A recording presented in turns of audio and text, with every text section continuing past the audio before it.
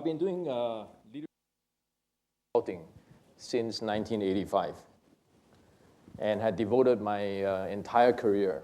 Why is that? Not because I think that leadership services is the sexiest, most conceptually esoteric territory. As a McKinsey consultant, I have more than my share of strategy and organization projects. I do that because leadership services enable me to truly help the people involved. Not just about ideas, but how to make those ideas come alive. How to help organizations soar to their highest potential. I mean, it's suffice to say that that's my passion. It does not necessarily mean that I think I'm a really, really good leader. There are many, many good leaders I've seen. And in fact, as you will see, many of the good leaders are not necessarily at the top of the house, but throughout the organization. So the title of the speech today, if I may, but you have trouble controlling it, or? Okay, let me see when I can get to the first slide.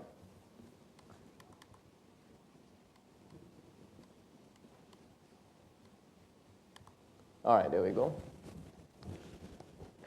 Okay, is everyone a leader? So when we think about leadership, let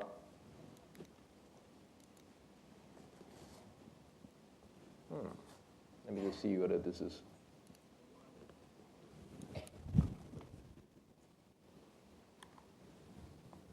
Every clicker is a little bit weird.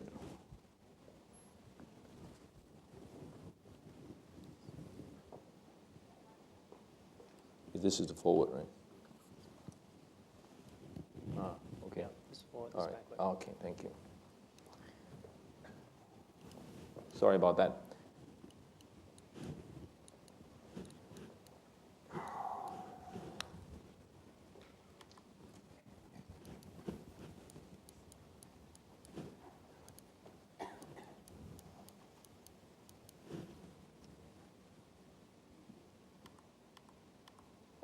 Okay, when we think about leaders, we think about people like these. You might recognize some of them. They are chief executive officers of largely Asian-based companies.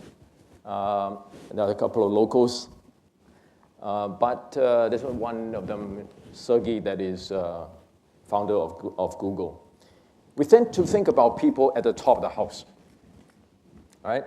And therefore, if you buy this idea of what leaders are all about, then you say, look, let me work really hard, and one day I get to the top of the house, and then I will really exercise leadership. I mean, that's a very important psychological corollary that exempts you and prevented you from exercising the opportunity to be a leader. Right? This is the most common view of leadership that persists in Asia and, in fact, many places in the world. Oh. I really have to practice this. Okay. Now, the other question that we also get in very often is this really a team effort? Leadership in our culture, isn't it all about teamwork as well? Right? And these are somewhat contradictory questions if you buy the fact that leaders are the top of the house and are necessarily a solitary figure. So then you ask this sort of question, which is to say, okay, now how do I deal with that conflict? There is, in fact, a resolution to this that, if you bear with me, we'll take you through. Let me focus our discussion or overview this afternoon with three questions. The first one is, who can be a leader? All right, that really directly address the question if CEOs and chairmen at the top of the house are not necessarily leaders. They are put in the position to lead. I have come across CEOs who are not leaders. Right? Then who can be? Secondly, why must I, if you accept the thesis that everyone can be a leader, then why must I bother to be a better leader? So if you told me that I'm already a leader, all right? So good things will come. I will get to exercise leadership. So why bother to become a better leader? And third, how can I harness the leadership potential in myself? I'm going to do 1, 3, and then 2, just to make the flow a little bit easier. So who can be a leader? To answer that question, let me just pause it for you empirically. By the way, relative to many of the professors sitting in this room, I am uneducated. All right? I'm not an academic. Right? I have to produce at the front line with clients that pay a lot of money, expect a lot more, multiples of what I get from them on fees. So this is entirely, if you will, empirical, based on experience, lots of readings and studies, if you will, of multiple disciplines such as sociology, politics, biology, anthropology, and politics. Right? As you'll see, bits and pieces of this come true. And the reason why they're so eclectic is because whenever I come across something that is true empirically, I ask myself, is there a broader body of truths out there in other walks in life that will allow me to be able to see that this is, in fact, a truth? So, first of all, to understand who can be a leader, we must define what is leadership. And leadership is defined as that which brings about a breakthrough. Notice it is outcome-oriented. It's not about charisma. It's not about the fact that I'm highly creative or born at the right place and time, but it's about output. A breakthrough is defined as something that has never been there before, done better, faster, more consistently, or creating something totally new that weren't there before, out of the normal possibilities of the organization. Underscore the word normal. If you are within the normal output means this year is 5% better than last year. That's management. Management is important. If you study John P. Porter, for example, that says you have to produce, right, reliable, predictable results. All right. So if leaders deliver breakthrough, what else is there? Well, the important thing is to recognize the fact that leaders have to produce this breakthrough amidst unfamiliarity. Unfamiliarity means things that you don't know, maybe your colleagues don't know, maybe the company is not within the collective knowledge of the people in the institution. But somewhere else, somebody else in this world knows about it. So for instance, if your company asks you to open up an office in China and you don't know about the legal frameworks in China, somebody else out there knows. Now, that's one kind of challenge. It's another kind of challenge altogether if you are also required to produce a breakthrough amidst uncertainty. Uncertainty means nobody knows. Nobody knows, as we stand here, how H1 and N1, the second wave, is going to be. What is its human and what is its commercial impact? Those are two, by the way, again, very separate things. Is it going to be similar to SARS?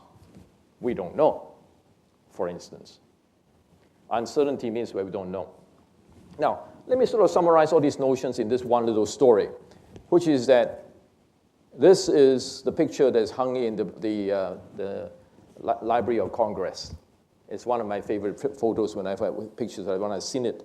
And the guy in the tall hat is George Washington, and this is the War of Independence, that they were crossing the Potomac River. Why is this picture interesting other than it's a nice little picture? It's because we tended to think, again, that George is the leader. But I like you to focus your attention on the expression on the faces of the other people literally in the boat with George. Right? In the Battle of Trenton, which this is about, this was at a point in time when the Americans were not winning the battle. It was a turning point, and they were all very downtrodden. George Washington led a bunch of people across the river Potomac and attacked the embankment of British troops that are superior in strength in the ratio of 4-1. 4 times more British troops at the bottom of their motivation, at the bottom of their supplies and resources. It is a breakthrough. It was the turning point in the Battle of Independence. The point is not only that it really crystallized the notion of breakthrough. It also crystallized the fact that everyone who was in that boat with George were a leader, without which the breakthrough would not have been possible. Without whom the breakthrough would not have been possible. Now with that definition in mind, let's now answer the question directly. Is everyone a leader? Right? Biologically, everyone is a leader. Right? A pastor of my church told me this notion, didn't show me the picture, but they dug out a picture. Every one of us are born out of an act of leadership. At this moment of breakthrough, all right, the strongest and the healthiest sperm amongst millions of it had to be the one, the only one, that actually consummated that particular union. So each one of us were born by an act of leadership. As if that is not enough, let's try another one. All right? Fast forward 9, 10 months, 12 months. All of us are either children to some parents or are parents. Right? And if you've forgotten what that feels like, your brothers and sisters and cousins who are married and have young kids, go visit them and play parent for a day. Even before the child knows how to mutter the word mama, the child knows how to tell its parent or caregiver how he or she would love to eat, when, how she would like to lie down, facing up or facing down, and what she likes to eat or not like to eat, and whether you're putting on too much wrappings around her, or whether she's uncomfortable at the moment, even before the first word were muttered. Leadership is not about you in a position where, certainly as a parent, as a caregiver, you have a lot of resources at your disposal to try and get certain behaviors out of a newborn. Leadership, in this instance, could very well be the newborn, influencing the caregiver to his or her preferences. So if those two pictures should lodge in your head indisputably that everybody is born out of an act of leadership and can exercise that influence or leadership even before you can mutter the first word, what happened between that moment and evermore when we find it so difficult in corporate environments to try and motivate and harness and generate that leadership to be unleashed? Well, let me share with you some of these principles, if you will, that in terms of how to harness this. The first one I already mentioned is parenting. All right? Parenting tells you about what you can control versus what you can influence very, very clearly, and what are the basic needs of the person or people that you're trying to lead. The second one that is not often recognized, and this one, by the way, came from the adult development theories of Professor Robert Kegan of Harvard School of Education, who is the authority on adult development, that this is another, if you will, arena of life's curriculum. That means you don't have to pay school fees. The life is teaching you how to be a leader. One of them is life partnership. Who's leading whom? Even in ancient times, where society had different roles for men and women, let alone in today's environment of much more liberated societies and equality. Life partnership tells you about push and pull, about mutual commitment, common purpose, right? And shared destiny. These are words taken out of the context of life partnership that simply apply universally to all human endeavor when you're trying to influence the influences between the leader and the followers. So we can learn a lot from life partnership. And you can never cease to learn. Whether you are now just beginning to get into a romantic relationship or those of us who are married like myself, Life partnership is a constant struggle. It's a constant endeavor, a constant learning journey. That's another aspect of this, about life's curricula, teaching you about leadership, which is that not only you don't have to pay the school fees, you cannot get exemption. There's no credit that you can say, I don't have to take this course.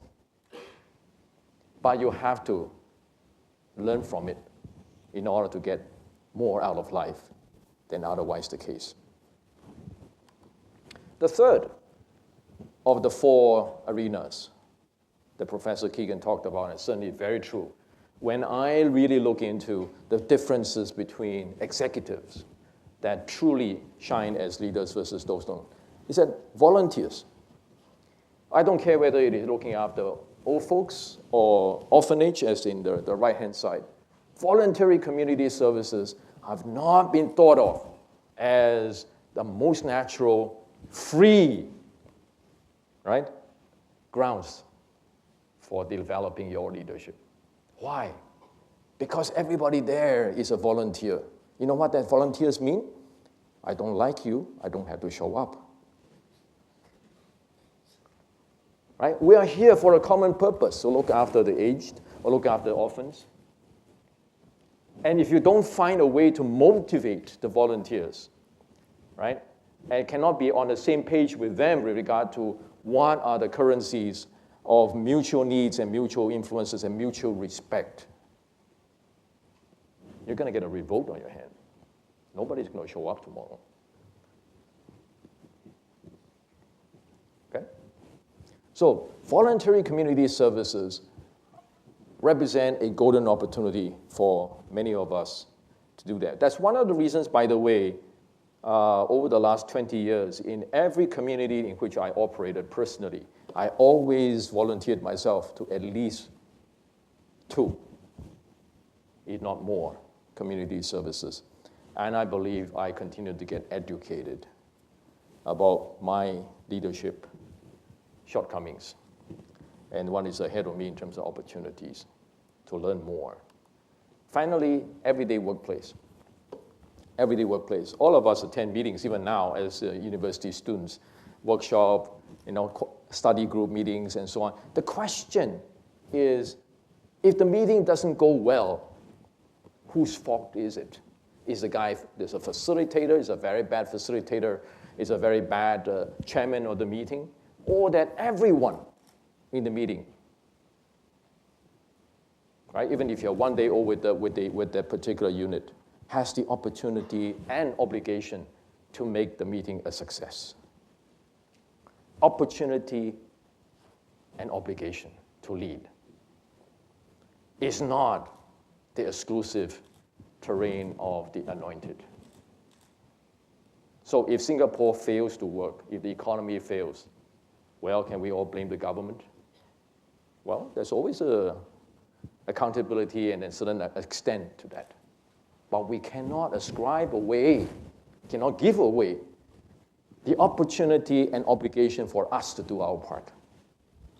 Right? And that's the fourth and important notion about everyday opportunity in the workplace. So those 4 arenas is a very natural place in which you don't have to pay money, you don't have to listen to some fancy gurus like Ram Charan telling you and charging you a lot of money about what it is to be a great leader, but it's free, and yet some of the most precious lessons you can learn about how to be a leader.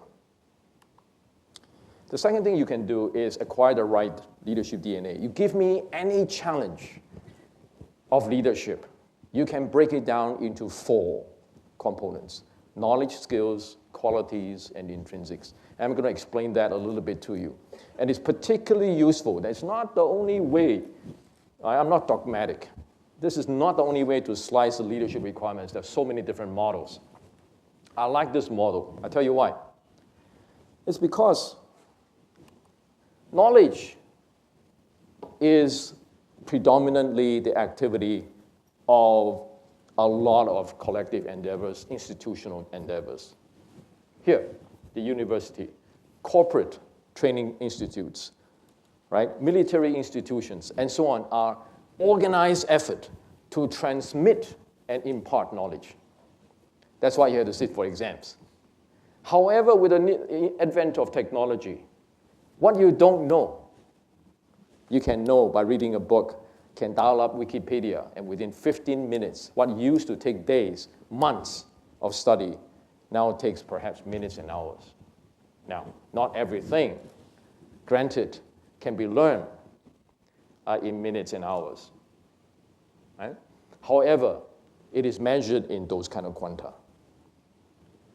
Not enough had been paid to learning about skills, which is having to do with proficiency. How good are you? You may know the theory of how to balance yourself on a surfboard, but can you against 30-foot rifters in the north coast of Hawaii, where this picture was taken?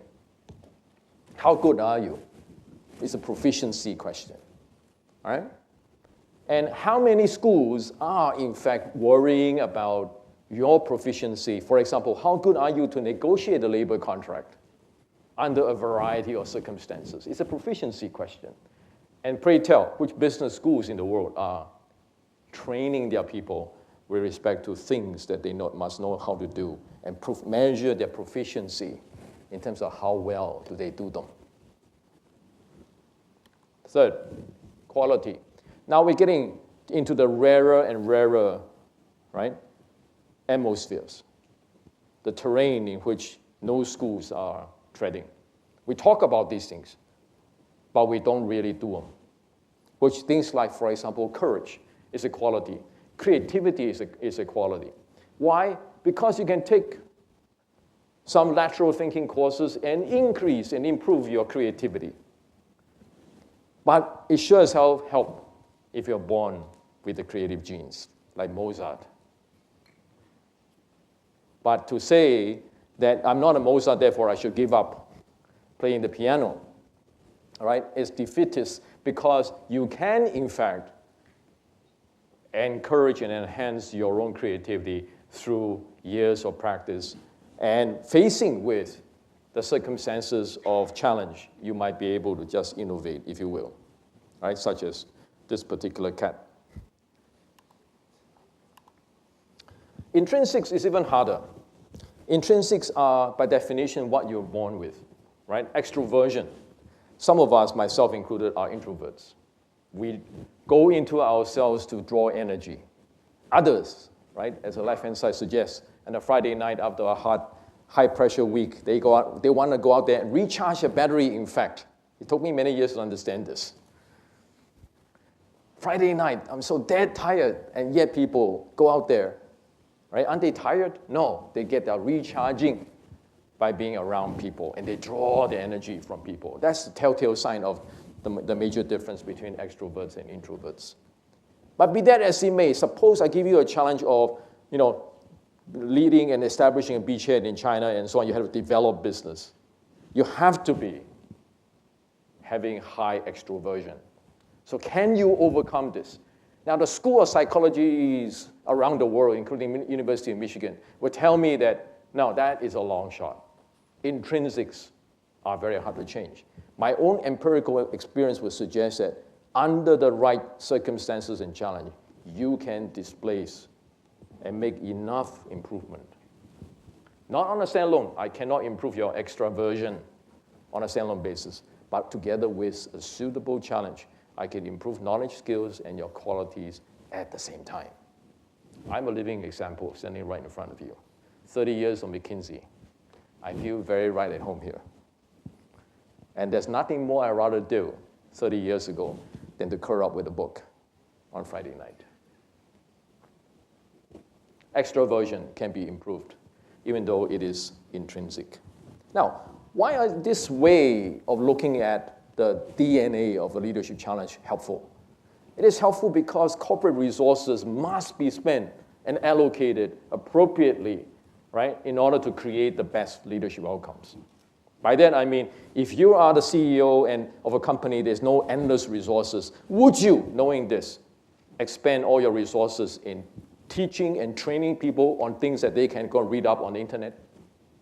Would you spend all your money and time in training sales force effectiveness and negotiating skills and not emphasize qualities or courage or ability to deal with ambiguity and so on, especially if your strategy says that you're expanding overseas.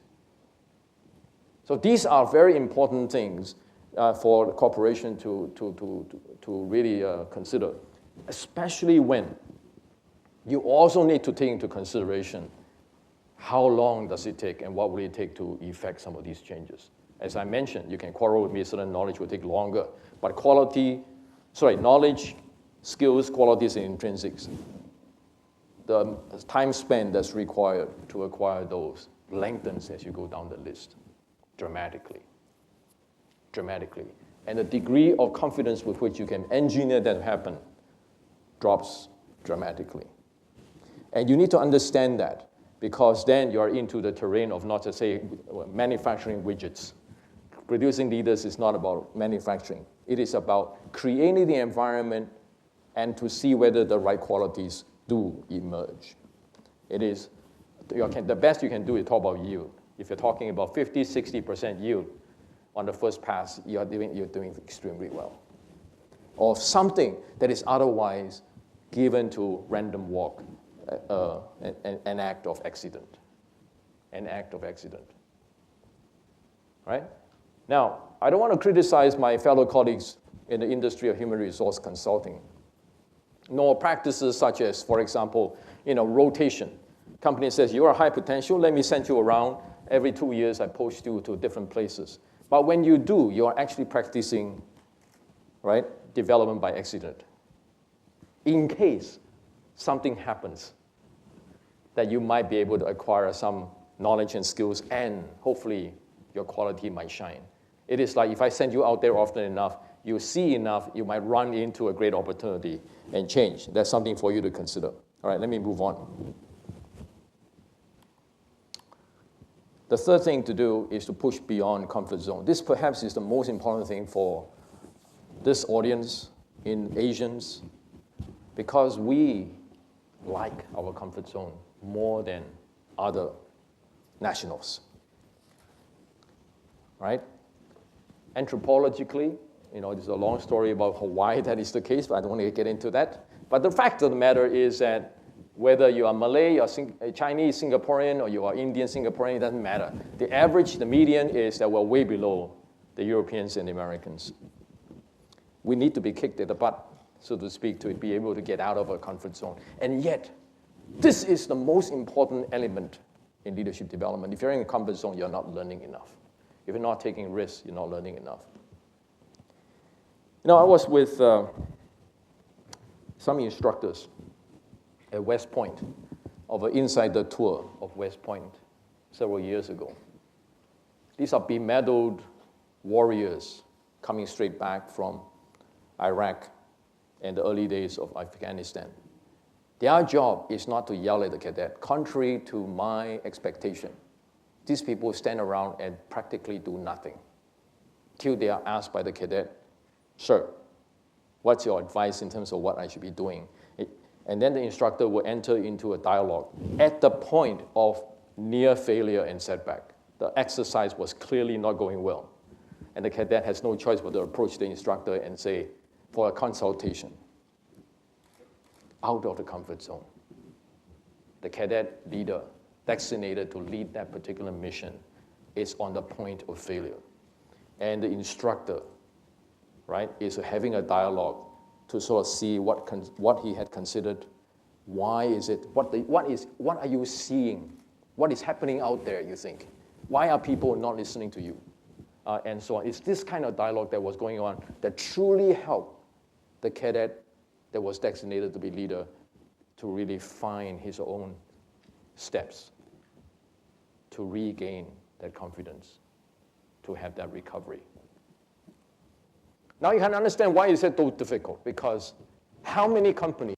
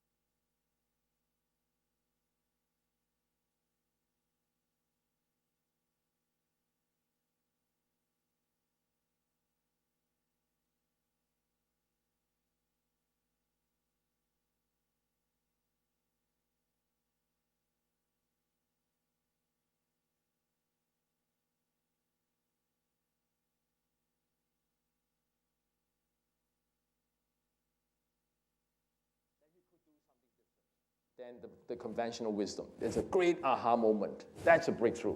And as a result of that, things begin to fall into place. Right? Or, gee, we now can, as one of the senior executives in Singapore Airlines told a conference of what explained the Singapore Airlines' superior execution ability, is that we are good 1% better than our competition across 150 dimensions. How do you do that? That's skills. It's an institutional ability to execute day in and day out across 5,000, 6,000, 7,000 flight attendants, for example, on in-flight service, to be able to provide that much differentiation. It's not to say that they're the best service on everything and therefore they really wowed you, that are 30% above everybody else. No, they not aim to do that. They aim to be better across the board because that is a harder game to play. You really require organizational breakthroughs to have the discipline to be able to deliver that reliably. Qualities, right? Petronas Exploration and Production EVP was somebody that was deemed to be too much of an introvert to be able to lead, in the words of his predecessor, from the front of the parade. And yet, at the end of 18 months of development effort, that guy has enough extroversion to be able to deal with some of the hardest and most competent executives in the oil exploration business across the world, because they all come and play in your basins, the Exxons, the Shells, the Mobils, Chevrons, et cetera, et cetera. And you have to be able to deal with them as an equal.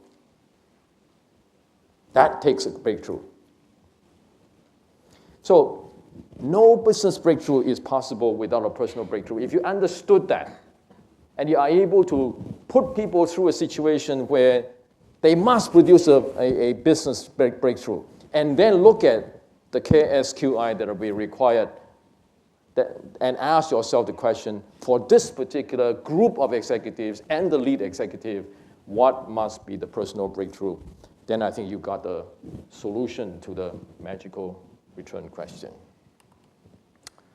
Now, I mentioned to you that a truth is not a truth until you can see it in multiple walks.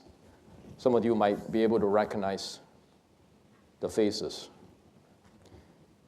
When I was invited to go to the Olympics, I was offered the opening or the end, but I asked for the middle, where there's no ceremonies, pomp, and circumstance. I went to the events, not because I like all kinds of sports. I'm not a particularly athletic person, but I really love the stories. When I saw something, like for example, when it's in Bavaria, on the right-hand side, the Russian high pole vaulter, right, broke 5 of her own records, world record, each one of them, on the last month alone leading up to her gold medal. And I saw the final moment, and I say, I want to know her story. And these days, it's very easy for you to find out the story. And it's a highly inspiring story about overcoming yourself.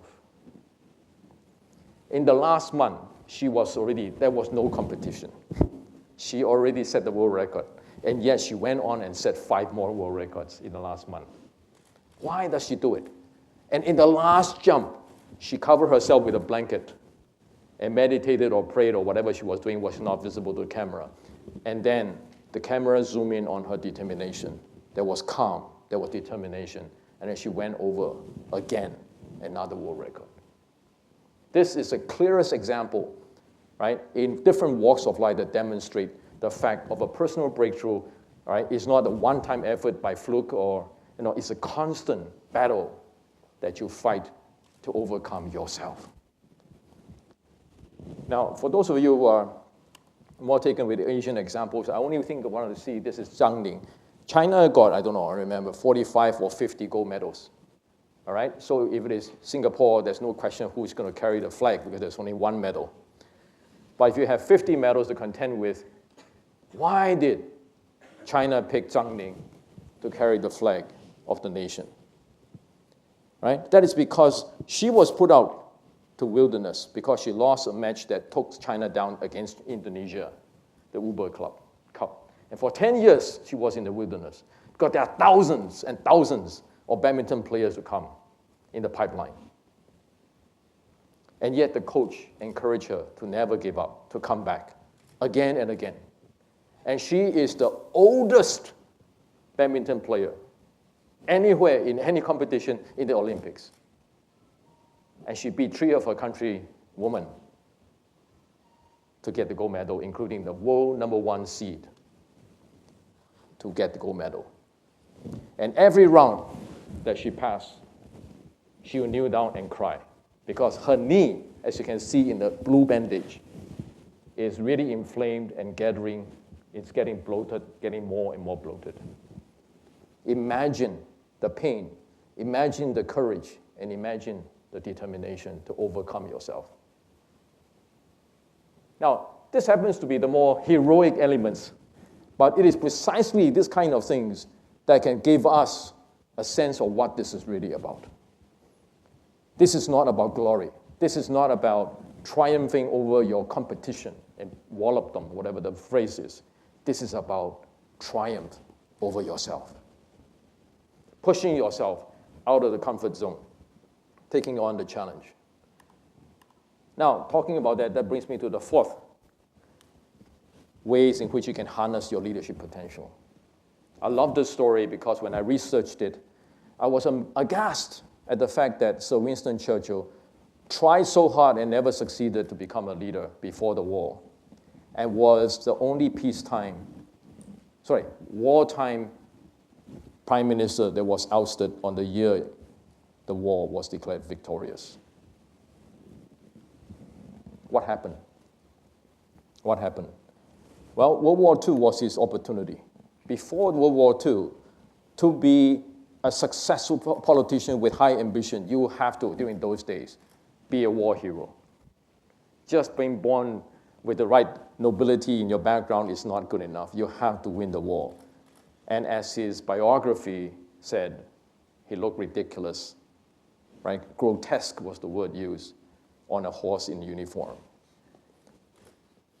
Because he was overweight. His mom had to use special favors to get him into Sandhurst. In the charge of the Light Brigade against the Boers, he fell off a horse. Right? I don't mean to belittle his experience of mishaps, if you will. But the point that I'm trying to make to you vividly is that to every person, this is the flip side of give me a leadership challenge and wear the KSQI and I will improve myself towards it. The other side of this is to ask yourself the question, even for Winston Churchill, the World War II is the shining moment, the right moment for the right person to really shine because you got the KSQI for it. You are solving the equation from the other side. So what is your World War II? What is that one thing, one challenge, one big challenge in your life that you are better equipped than anybody else to do? And by the way, I often challenge my CEOs who are complaining about not enough leaders. I say, you see the janitor out there just walk by? What is his World War II? Have you ever considered that is also a leadership capacity that you haven't harnessed? What are you going to do about that?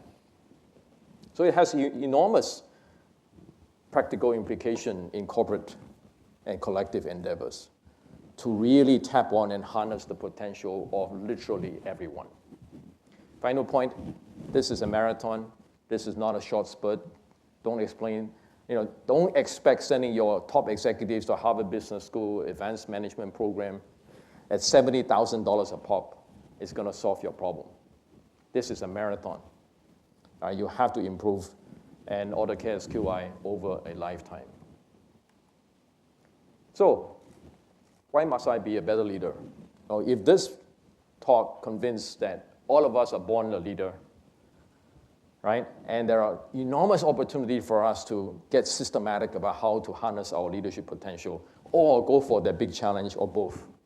That will make our leadership impact and contribution a remarkable success for yourself, right? For the people around you, and perhaps for your institution and for your country. Then the question is, why bother? If that is the thing, let it come, let it rip. Why bother to be a better leader? Why? It sounds like a lot of work. Well, life is a balancing act. Many of you in this room right now are worried about exams, worried about getting ahead of the class, worried about getting a job and, getting a mortgage and getting on with your life cycle. So leadership sounds like something quite remote, something that you might listen to and forget. But you see, you can't get to senior vice president and then start worrying about your leadership, like many of them do. They turn to me and say, can you make these people more like a leader? It doesn't work. Because I already mentioned to you, this is a marathon. You cannot expect to break a world record, no matter how hard you train, if you've never trained before in your life. So life is a balancing act, granted. But won't you like to know and discover how tall a timber you can be? This picture I took in the California redwood forest. If the human beings don't cut it down, these trees grow to be hundreds and hundreds, even the oldest one approaching 1,000 years. And every year, the tree will continue to grow, and muscle its life force to push upwards, and because it has to. If not, it'll be covered, if you will, by the panoply of the fellow timber around them. You don't know how tall a timber you can be till you continue to push yourself and discover in the river of life, as this picture in southwest Ontario, Lake Ontario indicates, what life has in store for you. In the last 5 years, even though I mentioned to you that I've been at this since 1985, the last 5 years I've learned more about myself, selfishly, what I am made of, who I am, much more than the previous 25. It's because of this journey of discovery, this journey of constantly running the marathon of discovering what am I really made of. It's not to say, therefore, as I said in the beginning, I'm a better leader than anyone else, but to say that I'm at least satisfied that I've made the effort. So the question to you all is the following, right? Are you convinced that you are a leader based on this talk and other experiences that you have? Right? You're going to avail yourself of the opportunities to improve in life's curriculum because you cannot run away, you cannot enroll in it, you are enrolled in it, and there's no school fees. Life, how well do you do in life? You might as well. It's very important to you. You might as well take advantage of that. Plus these other points I made to become a better leader. And in the course of doing that, satisfy yourself that you had done your very best for yourself and the people you loved. And perhaps the greater endeavor to which you subscribe. Thank you.